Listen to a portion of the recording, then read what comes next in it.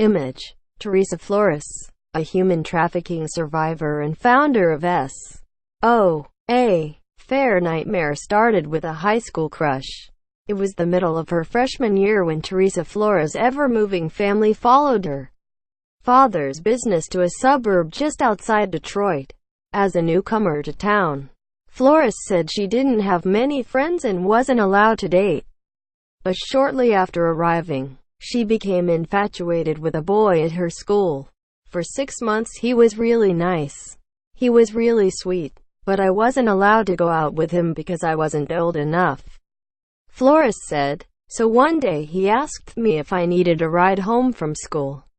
And we got into his car and he didn't take me home. Instead took me to his house and I felt really weird about it. Flores said she agreed to come inside, but was then drugged, raped and photographed. I went home and I decided not to say anything to anybody, Flores said, fearing her religious family would be upset with her for what had just occurred.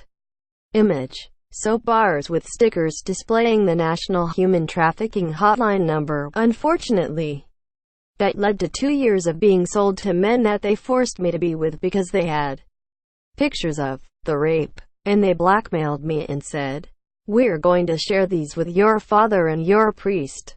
And for 2 years I was stuck in this, Flores said. Related. Human trafficking or human smuggling. Why the two crimes aren't interchangeable. She was finally able to break free after police rescued her one night at a motel. Her parents learned what was happening and soon moved again when her father was relocated for work. Flores, now 52, said some of her darkest moments came in motel bathrooms. In those bathrooms, she found herself alone, reflecting on the horrors she repeatedly suffered. It's this memory that now drives her activism to save others. On Wednesday, she was recognized as a woman of worth by one of the largest cosmetics companies in the world, L'Oréal Paris, for her nonprofit group, SOAP, for Save Our Adolescents from Prostitution. Flores founded SOAP about 8 years ago as an outreach program that aims to assist human trafficking victims by placing the phone number for the National Human Trafficking Hotline on the back of soap bars, which are then distributed to hotels and motels. Since 2007, the National Human Trafficking Hotline has received 143,029 calls. According to its website, it has received nearly 14,000 calls this year alone. Related. 84 children rescued. 120 human traffickers arrested across U.S. FBI says Flores' idea to begin SOAP came after giving a talk about trafficking in Detroit. After being hesitant to return to a place littered with memories of her own trauma, she reluctantly agreed. On the drive home, she said she got lost. I started seeing names of towns these guys used to take me to, and I lost it. Flores said, I was imagining all the girls in the hotels like I was thinking we have to go out and do something to help them. Flores said she thought about the things she would have seen when she was in a grimy motel during her trafficking days. The only time they are alone is when they're in the bathroom washing up. Flores said of the trafficking victims, I thought, what would I see in the motel?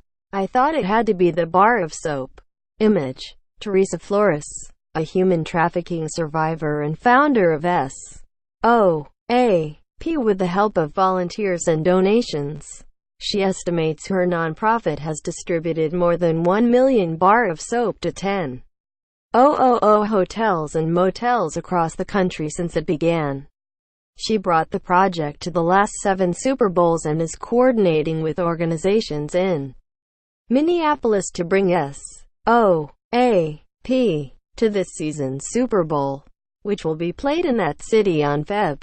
4. Flores was recognized by Ohio Gov. John Kasich in 2012 and given the Governor's Courage Medal. The laurel honor came with $10,000 for her to continue her work. which Flores said she plans to use the money to fund a retreat for survivors.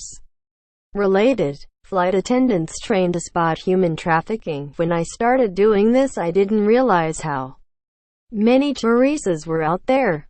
And I kept meeting woman after woman. And I thought, this is crazy, and a lot of them are not getting help. Flores said, the healing is hard after you leave. I wanted to teach these women everything I've learned. Quote,